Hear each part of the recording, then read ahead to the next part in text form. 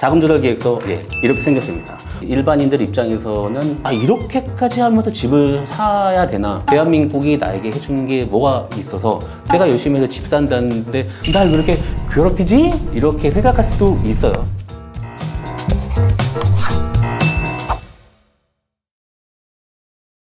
네, 안녕하세요. 세무법인 엑스퍼트 김찬수 세무사입니다. 최근 부동산 6.27 대책 이후로 외부 차입 대출이 확 막히면서 부동산 거래가 지금 한참 주춤하고 있는데요. 그럼에도 불구하고 부동산을 취득하려고 하시는 분들, 외부 차입은 6억으로 막혀 있지만 이제는 특수관계인의 차용이나 증여 등을 활용해서 주택을 취득하시려고 하시는 분들에게는 주택 취득자금 및 자금조달 계획서가 아주 중요한 시점이 되었습니다. 오늘 그래서 이 자금조달 계획서의 허와 시라고 할 수도 있는 팁 여러 개를 조금 말씀드려보는 시간을 갖도록 하겠습니다.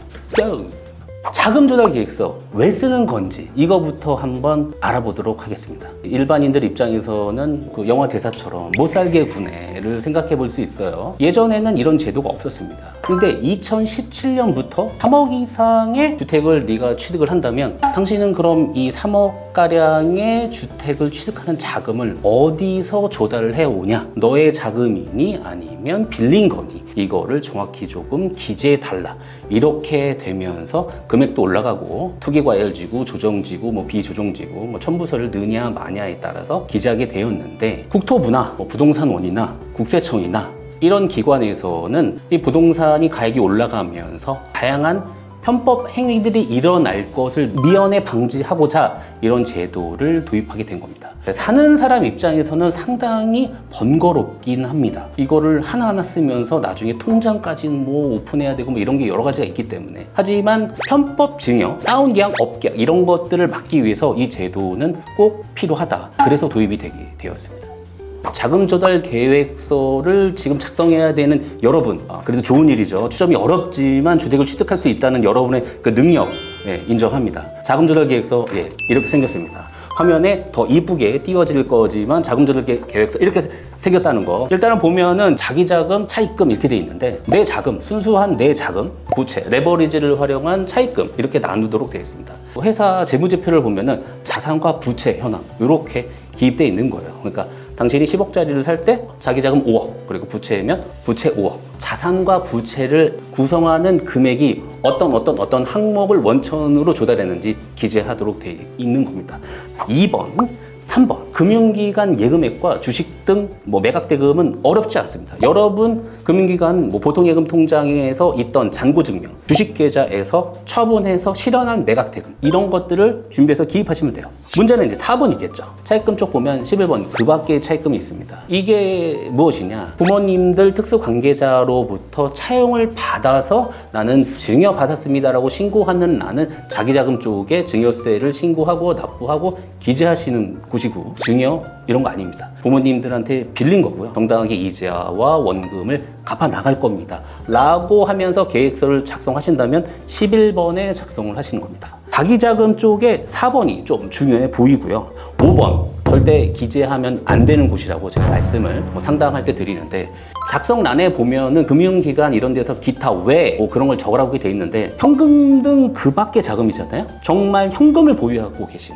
금융기관에 보유하고 계시지 않은 캐시라고 볼 수 있는데, 그런 것들을 갖고 있다면 여기다 기재하시는 분이 있는데 절대 기재하시지 않는 걸 추천드리는 게, 여기다 기재를 하셨던 분들 중에 시군구청이나 부동산원에서 자금 소명을 받으시는 분들이 꽤 많았다. 그래서 웬만하면 적지 말아라 라고 말씀드리겠습니다. 그리고 6번 부동산 처분대금 등입니다. 이건 뭐냐면, 내가 새로운 집을 사는데 이전 집을 매각하고 살 수도 있고, 아니면 새로운 신규 주택을 취득하는데 이전에 전세 보증금 같은 게 있을 수 있잖아요. 그런 자금을 기입하는 곳입니다. 여기서 이제 많이 물어보시는 것 중에 하나가, 실은 이번에 10억짜리를 샀는데 제가 한 5년 전에 4억 정도를 서울 올라오게 되면서 부모님이 전세 보증금을 해주신 게 있는데, 그때 그냥 해주셨고 증여 이런 거 신고하지 않았는데, 이 전세 보증금 이번에 여기다 기입할 때 이게 향후 증여나 이런 세금 문제가 일어날까요? 라고 물어보시는 분들이 상당히 많아요. 요거 해당되시는 분 깜짝 놀랄 거예요. 이거 내 얘기인데? 하겠죠. 근데 여기에 기입하실 때 몇 년 전에 증여세를 신고하는 보증금이다 하더라도 나중에 소명이 날라왔을 때 이 몇 년 전에 증여받은 이 보증금의 원천을 물어보지는 않는다는 거예요. 실무상 그렇습니다. 물론 몇 년 전에 받았던 전세 보증금 증여 맞습니다. 다시 이 취득하는 자금에 결국 활용될 거고 소유를 하게 됨으로써 부의 무상 이전이 일어난 거기 때문에. 하지만 자금 소명서에서는 이걸 물어볼 때 나중에 4년, 5년 전까지 돌아가서 증여 이슈가 있었는지는 물어보지 않는다. 근데 이게 괜히 오픈돼 갖고 그러면 안 되는데, 이거 오픈돼서 나중에 이것까지 물어보면 안 되는데, 이거는 좀 삐처리가 좀 필요하지 않을까. 자기자금 쪽 좀 설명해 드렸고 차입금 쪽 한번 보도록 하겠습니다. 딱 8번 금융기관 등 대출을 갚게 이렇게 돼 있어요. 주택담보대출은 한도가 6억이기 때문에 6억을 넘지 않게끔 기재하시겠죠. 하지만 여기 신용대출, 그대의 소득 100%가 한도로만 이제 신용대출이 나올 거고, 그 밖에 대출이라고 하면 또 대출이 있나요 하겠지만, 우리 뭐 상장사나 좋은 기업에 다니시다 보면은 사내근로복지기금 뭐 이런 데도 있고, 공무원이신 분들은 그 기관 대출 이런 게 있습니다. 그런 대출이 있다면 기입할 수 있을 거예요. 임대보증금. 임대보증금도 점차 서울 지역은 기재할 수 없을 겁니다. 이게 뭐냐면, 내가 10억짜리를 사는데 입주는 하지 않을 거야. 하지만 여기 전세가 5억이 껴있어. 이거 내 돈 아니죠. 차입금을 활용한 갭투자 형태입니다. 이럴 때 여기다가 5억을 기입하고 내 자금이 있다면 5억하고 갭투자 형태로 소유를 했는데, 이제는 입주를 해야 되기 때문에 9번은 서울에서는 한동안 기입을 하지 않게 될 것이다. 그리고 10번은 회사 지원금 뭐 사채 이렇게 있는데 실무적으로 기입을 하는 경우가 거의 없었습니다. 딱 한 번 봤습니다. 그래서 이거는 해당되시는 분만 기입을 하면 될 것 같고요. 11번 제일 중요하죠.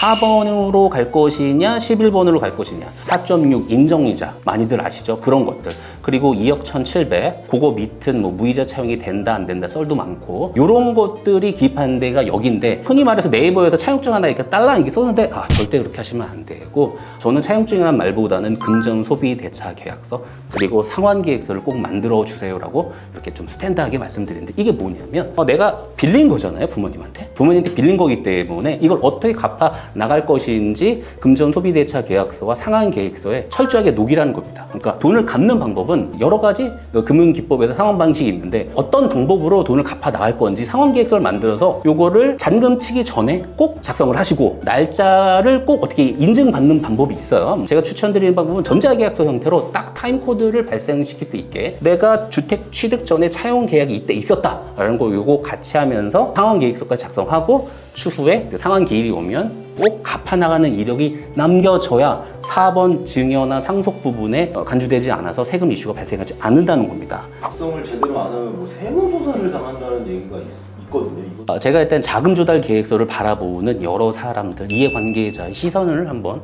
말씀드려볼게요. 부동산 계약하고 이제 잔금이 예정돼 있는 매수자에게 공인중개사분이 종이를 이렇게 드리면서 요거 써오세요 이럽니다. 딱 보면은 뭔가 이게 좀 처음 보지 않는 서류기 때문에 낯설고, 말은 쉬우면서도 이거 어떻게 써야 될지 난감을 해요. 그때 중개사를 쳐다보면 중개사가 이렇게 얘기를 합니다. 별거 아니에요. 그냥 써오시면 돼요. 이렇게 얘기할 거예요. 여러분은 나중에 취득하고 나서 이제 시군구청이나 부동산원에서 뭐가 날라옵니다. 소명, 이렇게 안내문이 이렇게 날라와요. 여기다 이제 깔아주시겠죠. 뭐 이렇게 날라옵니다. 이걸 딱 받으면 어떤 느낌이 드느냐? 한 30년, 40년 착하게만 살아왔는데 이런 소명서가 날라온다. 가슴이 덜컥 내려앉습니다. 내가 뭐 잘못한 것도 없는데 죄 지은 사람 마냥 이거 어떡하지? 이러면서 뭐가 잘못되진 않았나 하면서 막 찾아보는데, 또 세무사님들은 그런 말씀들을 많이 해서 이거 세무조사다 이렇게 얘기하는데, 이거 절대 세무조사는 아닙니다. 왜냐하면 이거를 요청하는 기관은 시군구청이나 아니면 부동산원이에요. 여긴 국토부 관할, 국세를 관장하는 부분이 아니라 지방세를 관장하는 부분이기 때문에 요거는 바로 세무조사와 연결되는 건 아니다. 뭐 서류를 언제까지 내달라고 했는데 아예 대응을 안 하거나 정말 여기서도 대충 해버린다. 그러면 이제 보면 이 플로우가 있거든요. 이상 없으면 종결, 하지만 이상이 있다면 관계기관 통보 이런 게 있어요.